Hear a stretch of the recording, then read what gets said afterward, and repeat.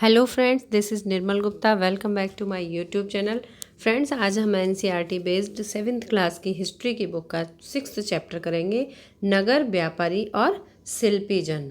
नगर, व्यापारी और शिल्पी जन।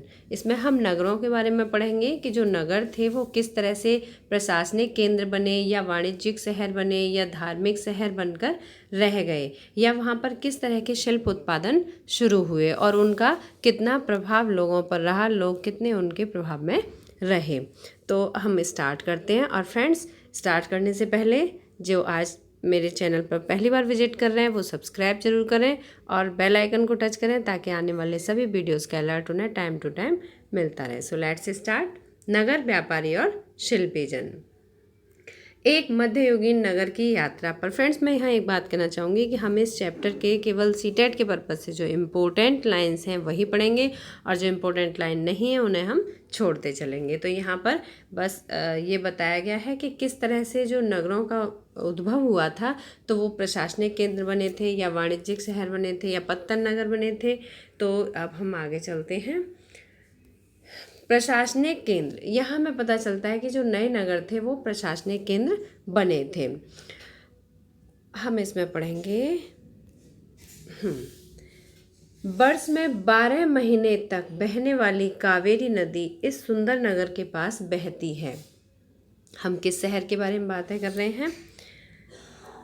हम अपनी कल्पना के घोड़े पर सवार होकर चोल राजाओं की राजधानी तंजावुर, जैसा कि 1000 वर्ष पहले थी, की यात्रा पर चलें। हम इसमें किस राज्य के बारे में पढ़ेंगे? तंजावुर के बारे में पढ़ेंगे, जो चोल राजाओं की राजधानी थी। यहाँ पर लिखा हुआ है कि चोल राजाओं की राजधानी तंजावुर, हम इसके बारे में पढ़ेंगे।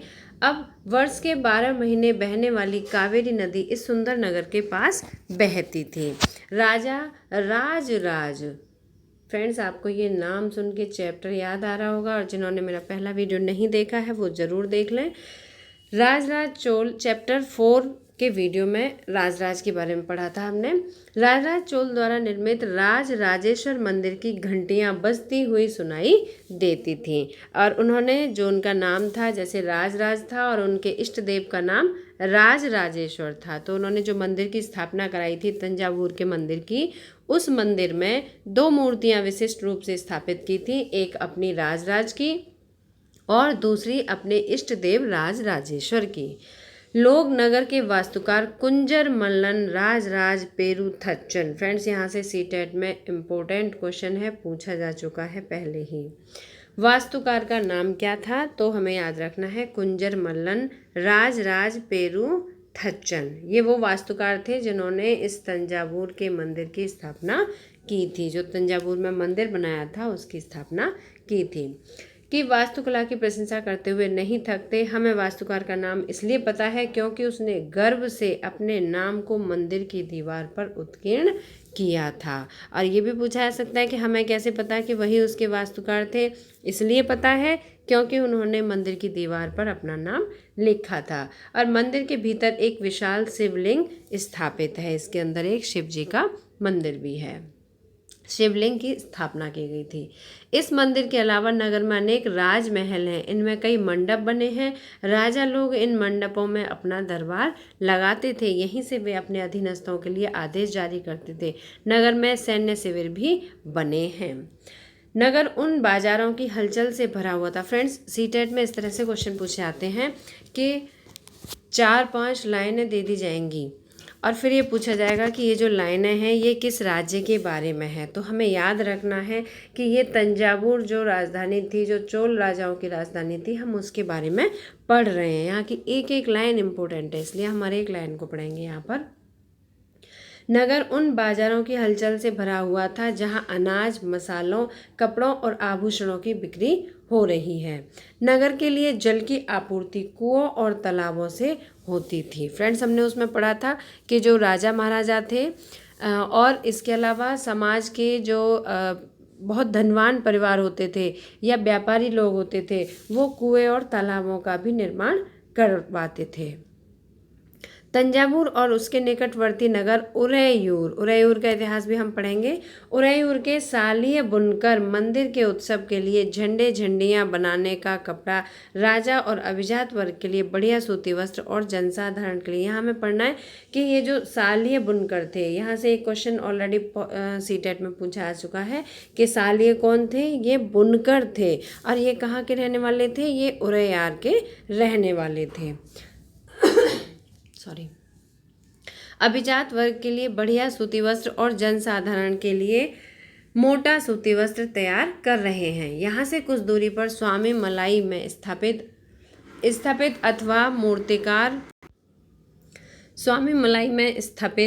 अथवा मूर्तिकार उत्तम कांस्य मूर्तियाँ और लंबे सुंदर घंटा धातु के दीप बना रहे हैं। अब हम आगे पढ़ेंगे कि मंदिर, नगर और तीर्थ केंद्र। ये जो नए नगरों का उद्भव हुआ था, तो ये नगरों में मंदिरों की स्थापना भी हुई थी और वो तीर्थ केंद्र भी बन गए थे। तंजावुर एक मंदिर नगर का भी उदाहरण है। हम किसके बारे में पढ़ रहे हैं यहाँ पर, तंजावुर के बारे में पढ़ रहे हैं। मंदिर नगर नगरीकरण का एक अत्यंत महत्वपूर्ण प्रतिरूप प्रस्तुत करते हैं। ये हमें याद रखना है।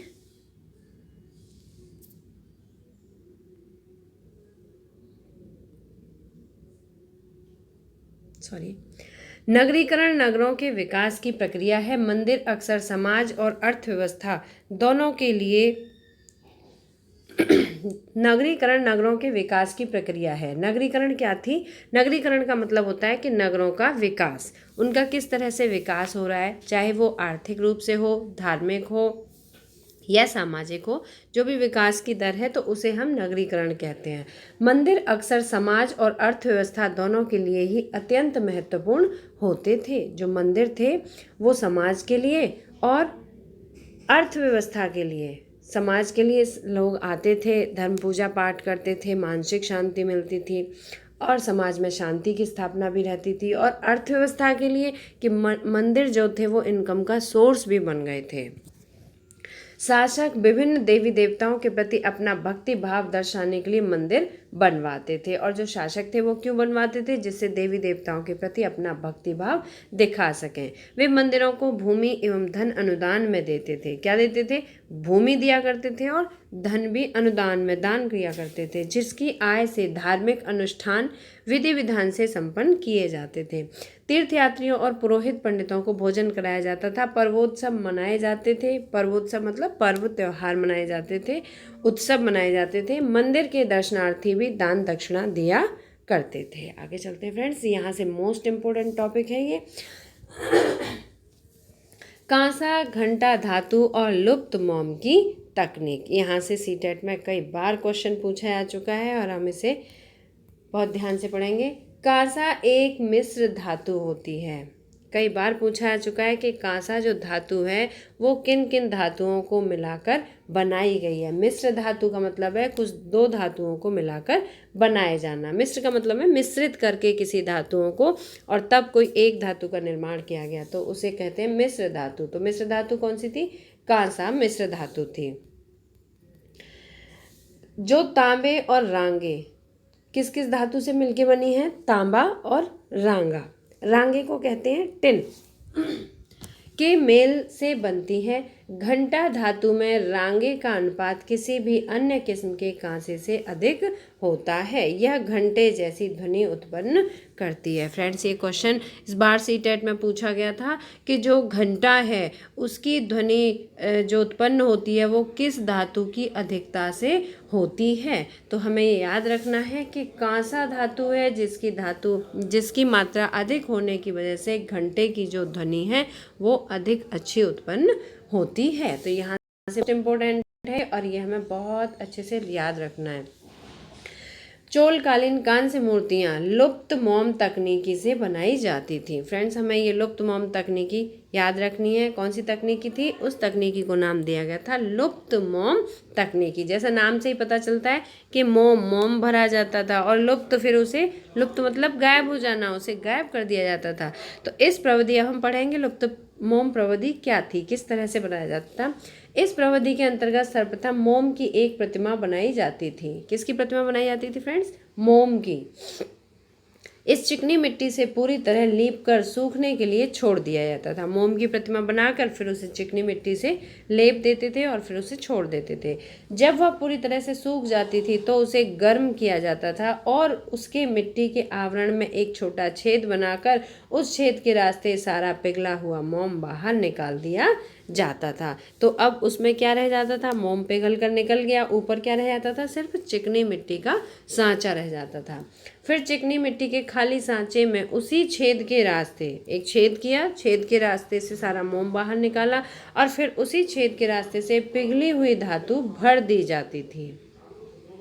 जब वह धातु ठंडी होकर ठोस हो जाती थी तो चिकनी मिट्टी के आवरण को सावधानी पूर्वक हटा दिया जाता था। फिर चिकनी मिट्टी जो थी उसे हटा दिया जाता था और उसमें से निकली प्रतिमा को साफ करके चमका दिया जाता था। फ्रेंड्स, यहाँ पे एक जो प्रतिमा है ये आप देख सकते हैं, ये लुप्त मोम तकनीकी से बनाई गई प्रतिमा है। आगे बढ़ते हैं। कांस्य मूर्ति, देखिए इसमें लिखा है कांस्य मूर्ति, जिसमें कृष्ण को नाग राक्षस कालिया को काबू करते हुए दिखाया गया है। ये कांस्य धातु की बनी हुई मूर्ति है और ये लुप्त मोम तकनीकी से बनाई गई थी। फ्रेंड्स, आगे चलते हैं। मंदिर के कर्ता धर्ता मंदिर के धन को व्यापार एवं साहूकारी में लगाते थे। किस किस कार्य में लगाया जाता था? व्यापार में और साहूकारी में।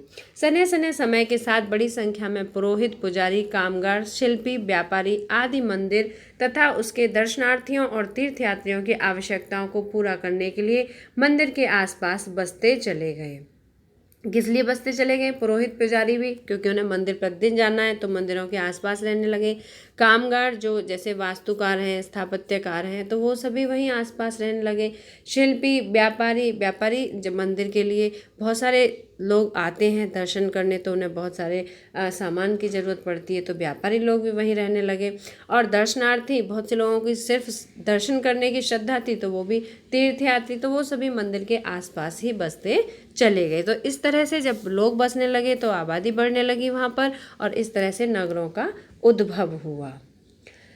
आवश्यकताओं को पूरा करने के लिए बसते चले गए। इस प्रकार मंदिर नगरों का विकास हुआ। कौन से नगरों का विकास हुआ? मंदिर नगरों का विकास हुआ। इस रीति से मंदिर के चारों ओर अनेक नगरों का आविर्भाव हुआ। जैसे मध्य प्रदेश में भिल्ल स्वामिन को क्या कहा जाता है? भीलसा या विदिशा। और गुजरात में सोमनाथ। कुछ अन्य महत्वपूर्ण मंदिर नगर तमिलनाडु में कांचीपुरम तथा मदुरई और आंध्र प्रदेश में तिरुपति। तो हमें ये याद रखना है कौन कौन से नगरों का विकास हुआ था और ये मंदिर नगर थे। फ्रेंड्स, हम इसे नोट भी कर सकते हैं कौन कौन से थे। मध्य प्रदेश में भिल्ल स्वामिन, गुजरात में सोमनाथ का मंदिर, तमिलनाडु में कांचीपुरम और मदुरई का मंदिर और आंध्र प्रदेश में तिरुपति का मंदिर। ये कौन से थे? ये मंदिर नगर थे। यहाँ से इस तरह से क्वेश्चन पूछा जा सकता है कि कौन कौन से मंदिर नगरों का उद्भव हुआ था। तो ये 4 हैं, तो इसमें से एक कोई दूसरा ऑप्शन रखेंगे तो फिर आपको याद रखना है कि कौन कौन से 4 मंदिर नगर थे। फ्रेंड्स, इसकी एक एक लाइन इम्पोर्टेंट है। आगे चलते हैं। तीर्थ स्थल भी धीरे धीरे नगरों के रूप में विकसित हो गए। जो तीर्थ स्थल थे वो भी नगरों के रूप में विकसित होते चले गए। जैसे वृंदावन कहाँ पर है? उत्तर प्रदेश में। और तिरुवन्नमलाई तमिलनाडु, ऐसे नगरों के 2 उदाहरण हैं। अजमेर कहाँ पर है? राजस्थान में। 12वीं शताब्दी में चौहान राजाओं की राजधानी था। चौहान राजा, जिनका कि बहुत शक्तिशाली शासक था पृथ्वीराज चौहान, जो कि चौहानों का 3य राजा था, जो बहुत शक्तिशाली था और उनकी राजधानी क्या थी? अजमेर राजस्थान थी। और आगे चल के मुगलों के शासन में वह सूबा मुख्यालय बन गया। यह नगर धार्मिक सह अस्तित्व में एक उत्कृष्ट उदाहरण प्रस्तुत करता है। सुप्रसिद्ध सूफी संत ख्वाजा मोइनुद्दीन चिश्ती यहाँ 12वीं शताब्दी में बस गए थे। कौन से थे? सुप्रसिद्ध सूफी संत थे। सूफी संत का नाम क्या था? ख्वाजा मोइनुद्दीन चिश्ती। और उनके दर्शनार्थी और श्रद्धालु सभी पंथों मतों के हुआ करते थे। ऐसा नहीं था कि वो सूफी संत थे तो सूफी लोग ही आते थे, सभी धर्मों के लोग उन्हें अपना इष्ट मानने लगे थे। अजमेर के पास ही पुष्कर सरोवर है। फ्रेंड्स, यहाँ से ये इम्पोर्टेंट क्वेश्चन बन जाता है कि पुष्कर सरोवर कहाँ पर है? अजमेर में ही है, अजमेर के पास ही है, जहाँ प्राचीन काल से से ही तीर्थयात्री आते रहे। और फ्रेंड्स, ये भी माना जाता है कि पूरे भारत देश में ब्रह्मा जी का सिर्फ एक ही मंदिर है जो कि पुष्कर में है। ब्रह्मा जी का मंदिर और कहीं भी नहीं है। आगे चलते हैं। छोटे नगरों का संजाल, इसमें से मोस्ट इम्पोर्टेंट क्वेश्चन बनते हैं, इसे हम पूरा डिटेल में पढ़ेंगे। 8वीं शताब्दी से ही उपमहाद्वीप के अनेक छोटे छोटे नगरों का संजाल सा बिछने लगा था। हम किस शताब्दी के बारे में बात कर रहे हैं? 8वीं शताब्दी के बारे में। संभवतः उनका प्रादुर्भाव बड़े बड़े गांवों से हुआ था। उनमें आमतौर पर एक मंडपिका, फ्रेंड्स यहाँ पे जो मोस्ट इम्पोर्टेंट लाइन है हम उसे अंडरलाइन जरूर करेंगे, और अगर आप नोट्स बना रहे हैं तो उसे साथ के साथ लिखते चलेंगे। बाद में जिसे मंडी कहा जाने लगा। मंडी किसे कहा जाता था? मंडपिका को, जहां आसपास के गांव वाले अपनी उपज बेचने के लिए लाते थे। उनमें ऐसी गलियां थीं जहां दुकानें, बाजार थे, जिन्हें हट कहा जाता था। बाजार को क्या कहा जाता था? हट कहा जाता था, और बाद में हाट कहा जाने लगा। इसके अलावा भिन्न भिन्न प्रकार के कारीगरों तथा शिल्पियों जैसे कुम्हार, तेलियों, शक्कर बनाने वालों, ताड़ी बनाने वालों, सुनार, लोहार, पत्थर तोड़ने वाले आदि के अलग अलग बाजार होते थे। तो फ्रेंड्स, यहाँ पे मोस्ट इम्पोर्टेंट टॉपिक यही था कि मंडपिका और हट, इनके शाब्दिक अर्थ हमें याद रखने हैं। मंडपिका का अर्थ क्या था? जिसे बाद में मंडी कहा जाने लगा था। और हट किसे कहते थे? बाजारों को, और जिसे बाद में हाट कहा जाने लगा था। फ्रेंड्स, अब आगे चलते हैं। दूर आसपास और दूर दराज के व्यापारी इन नगरों में स्थानीय उपज खरीदने और दूरवर्ती स्थानों के उत्पाद जैसे घोड़े, नमक, कपूर, केसर, पान सुपारी और काली मिर्च जैसे मसाले बेचने के लिए आते थे। यहाँ पे हम देख सकते हैं ये नगर का एक बाजार है। यहाँ किस तरह से लोग अपने दुकानें लगाए हैं और लोग खरीद रहे हैं। आगे चलते हैं फ्रेंड्स। आमतौर पर कोई सामंत यानी परवर्ती काल का जमींदार इन नगरों में या इनके आसपास किलेबंदी पर महल बना लेता था। ऐसे सामंत व्यापारियों, शिल्पकारों और उनके व्यापार की वस्तुओं पर कर लगाते थे। फ्रेंड्स, हम क्या टॉपिक पढ़ रहे हैं? नगरों का उद्भव, है ना। नगर किस तरह से बसे थे, वहाँ किस तरह से लोग व्यापारी आते थे, बाजारों का उद्भव किस तरह से हुआ था। तो इसमें आगे पढ़ते हैं। कभी कभी इन करों के संग्रहण का अधिकार उन स्थानीय मंदिरों को प्रदान कर देते थे जिनका निर्माण स्वयं उनके द्वारा या धनाढ्य व्यापारियों द्वारा कराया गया होता था। ऐसे अधिकारों का उल्लेख अभिलेखों में किया गया है। और कौन सा अधिकार? कर लेने का अधिकार किस किस को दिया जाता था? मंदिरों को दिया जाता था, या सामंत या व्यापारियों को भी दिया जाता था। हमने यहाँ पे पढ़ा था कि सामंत या व्यापारियों को, शिल्पकारों को और उनके व्यापार की वस्तुओं पर कर लगाते थे। और दूसरा यहाँ पढ़ा था कि मंदिरों को उनका अधिकार किसे दिया जाता था? कर लेने का अधिकार मंदिरों को दे दिया जाता था। फ्रेंड्स, अब आगे पढ़ते हैं। लकड़ी पर नक्काशी करता हुआ एक कारीगर। यहाँ आप देख सकते हैं कि किस तरह से लकड़ी पर नक्काशी का मतलब होता है कि किसी भी चीज़ पर, चाहे पत्थर पर या लकड़ी पर, किसी डिजाइन को उभारना, उसे कहते हैं नक्काशी। तो यहाँ पर लकड़ी पर नक्काशी करता हुआ एक कारीगर दिखाई दे रहा है। आगे चलते हैं। बाजारों पर कर, किस तरह से कर लगाया जाता था?